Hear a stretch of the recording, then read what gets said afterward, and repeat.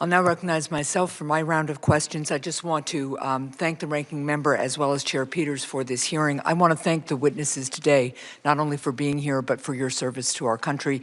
And I hope you will thank all the women and men you work with for their service as well. Secretary Mayorkas, I want to start where Senator Peters left off on the issue of the current status of the northern border. As you know, I asked you about this in July. You and your staff were part of a Zoom meeting that we had with business leaders in New Hampshire, as well as representatives of the Canadian Consul General's office in August. And I just have to say, I was very disappointed with the administration's decision yesterday about the Canadian border. Right now, I just want to be clear, non-vaccinated Canadians who have a negative COVID test can get on a plane and fly to the United States, but vaccinated Canadians, and they have a higher vaccination rate than we do, cannot cross a port of entry into our country.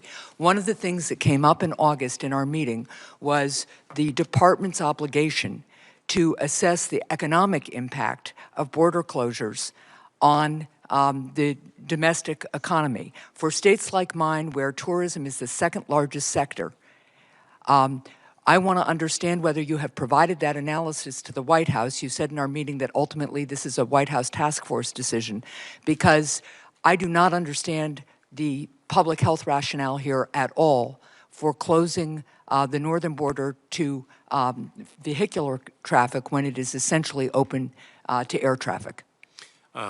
Senator, I know of your disappointment. You have expressed it quite clearly to me. I should say that the decision is an all-of-government decision. The relevant equity holders are involved in the decision-making.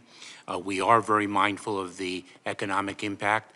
We are reviewing both the public health and the family impact consequences of our decision on a daily basis.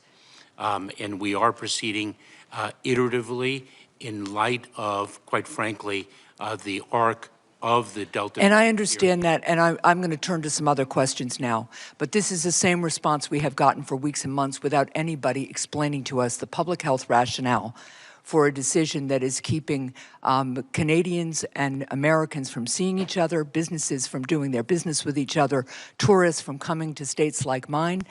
Nothing like being at NASCAR in mid-July in Loudon, New Hampshire, our biggest single event of the year, and realizing that our stands were partly empty because the Canadians who usually visit and enjoy the Magic Mile couldn't come, even though they had a high vaccination rate and the public health threat was not explained at all, and especially in light of the fact that we were allowing Canadians to fly in, just not drive in. So I'll look forward to getting some more detailed response from the administration.